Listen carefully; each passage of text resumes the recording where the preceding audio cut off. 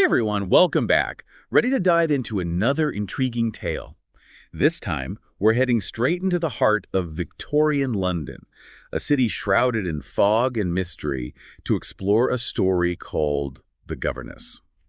Now, at first glance, it might seem like your typical ghost story, with haunted houses and spooky happenings, but trust me, there's a lot more going on beneath the surface. Oh, absolutely. And that's what we're here to uncover, right? Exactly. We're going to unpack the layers of the story, really dig into what the author's trying to say about grief, loss, and maybe even the afterlife. A lot of which is rooted in the era itself. Right. Victorian England was practically obsessed with spiritualism, with the idea of communicating with the dead. It was a time of immense change and upheaval, and people were looking for answers, for comfort, in any way they could find it. And that's exactly where our story begins.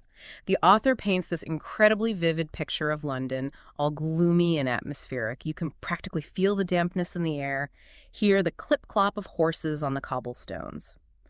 It's here we meet Clara Whitehall, a young widow who's just lost both her husband and her son. It's devastating, and she's desperate for work, desperate for a fresh start. Which is how she stumbles upon an ad for a governess, right? Yeah, a governess position at this grand but rather eerie house owned by a wealthy merchant named Mr. Wellington. And that's where things start to get really interesting. Remember, this is Victorian England, where a woman's options were pretty limited, especially a widow in Clara's position. She didn't have a lot of choices. Exactly. So she goes to this imposing house, and right away, things are a little off. You mean with Mr. Wellington? Yes. He seems far more interested in her aura, whatever that means, than her actual qualifications for the job. It's a bit creepy, isn't it? Totally. Mm-hmm. And then there's the housekeeper, Mrs. O'Grady. She drops these cryptic warnings about the house and its inhabitants, which, let's be honest, you never want to hear from a housekeeper. Right. It's like she knows something Clara doesn't, and she's not quite sure if she should say anything. Exactly. And let's not forget the mysterious Mrs. Black always lurking in the background. She's got this strange hold over Mr. Wellington. It's all very suspicious, very cloak and dagger. It's like the author is deliberately setting up a sense of unease right from the very first pages. Mr. Wellington's fascination with Clara's aura, it plays right into that Victorian obsession with the supernatural, with the idea that some people might have a special sensitivity to the spirit world. And governesses in particular, they occupied this strange position in Victorian society. Totally. Not quite servants, but definitely not family. They were expected to be both present and invisible, shaping young minds while remaining completely self-effacing. It's a lot of pressure. No wonder they were paid so poorly. Well, that's the other thing. Mr. Wellington offers Clara an unusually high salary, barely even glances at her references. It's like he's looking for something specific, something beyond the usual governess duties. You're right. It's like he needs her for some reason, but we don't know why yet. Exactly. And that adds to the suspense, doesn't it? Yeah. There's this underlying question. What does he really want from Clara? Good question. Speaking of misters, let's talk about David, Mr. Wellington's son. He's the one Claire's been hired to care for, right? That's right. But he's described as suffering from a debility that keeps him confined to bed. We don't know exactly what's wrong with him at this point in the story. No. And there are these hints, these whispers, that there might be something more to his condition than meets the eye. Like maybe it's not entirely physical? Maybe. Or maybe it's connected to something that happened in the house, something unsettling. Okay, now you've got me even more intrigued. That's the beauty of a well-crafted ghost story, isn't it? It keeps you guessing, keeps you on the edge of your seat, wondering what's going to happen next. And The Governess does that masterfully. It's like there's this underlying current of dread, And it's not just David. Clara starts having these awful nightmares, and then there's this constant sound of crying that seems to be coming from everywhere and nowhere at the same time. Oh, definitely. The author does a fantastic job of using those classic Gothic elements like the creepy old house, the nightmares, the unexplained sounds, to create a really unsettling atmosphere. But what makes it even more effective is how he connects those external elements to the characters' internal states. Oh, I see what you mean. Like it's not just about the spooky stuff happening around them. It's about how that spooky stuff reflects what's going on inside their heads. Exactly. They're all dealing with loss, with grief, with this sense of unease. And the house, in a way, becomes a manifestation of those feelings. Right. Like it's a reflection of their collective psyche. Which brings me to my next point. The relationship between Clara and David. Despite all the creepiness, there's this instant connection between them. It's like they see something of themselves in each other. Absolutely. They're both trapped in their own ways. David's literally confined to his bed, unable to escape the memories that haunt him, while Clara carries the weight of her grief wherever she goes. They recognize that shared pain, that shared sense of loss, and it creates a bond between them that transcends their circumstances. Yeah, and that bond is so beautifully portrayed in that scene where Claire talks about the hole in both their hearts, the void left by the people they've lost. It's such a powerful metaphor, don't you think? Oh, absolutely. It's like the whole becomes this symbol of their shared grief, this tangible representation of something that's actually intangible.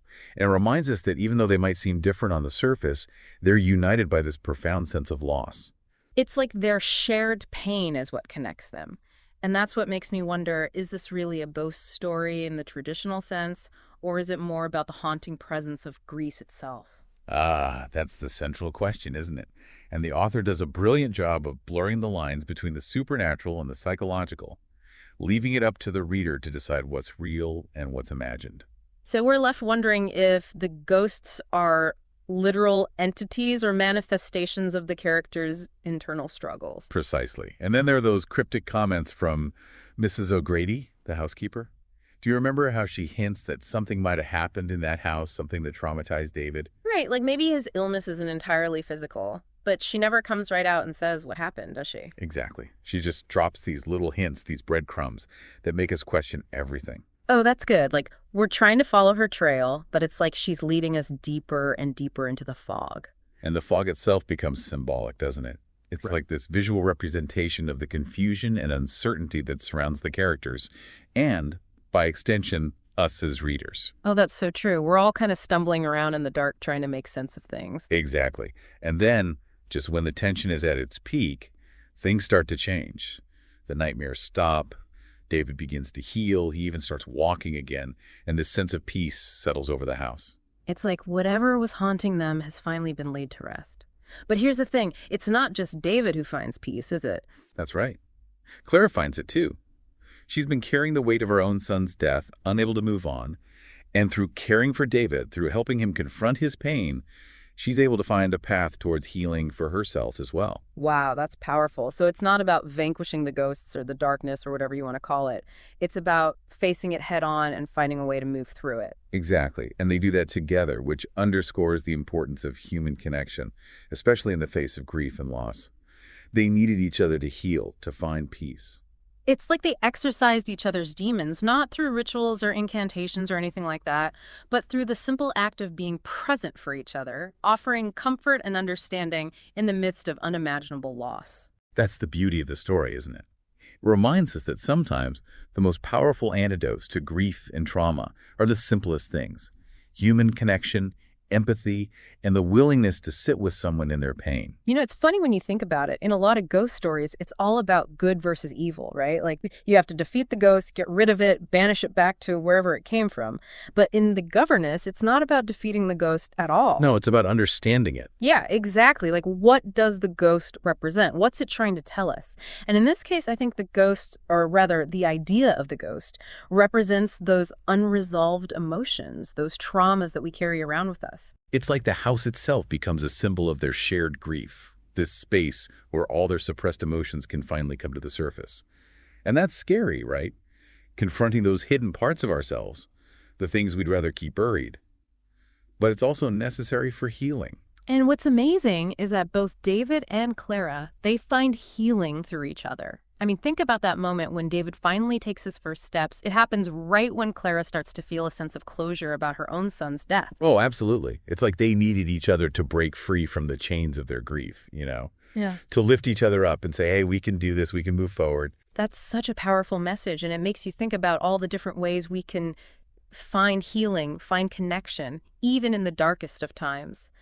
So, yeah, The Governess is definitely a ghost story, but it's also so much more than that. It's a story about loss and grief and the incredible resilience of the human spirit. And it reminds us that sometimes the things we're most afraid of, those things we try so hard to ignore, are the very things that can set us free. It's a story that stays with you, makes you think about your own life, your own experiences. Have you ever felt haunted by something, even if you weren't sure what it was? All the time. I think we all have those moments, right, where we feel like something's holding us back, something from our past maybe, or even just a fear of the unknown. And sometimes it takes facing those fears, those ghosts, to finally understand them, to make peace with them, and to move forward. Well said. Well, folks, there you have it. Another deep dive into a truly captivating tale. We hope you enjoyed this journey into the shadowy world of the Governess. Until next time, keep exploring, keep questioning, and keep those lanterns lit. You never know what you might find lurking just beyond the fog.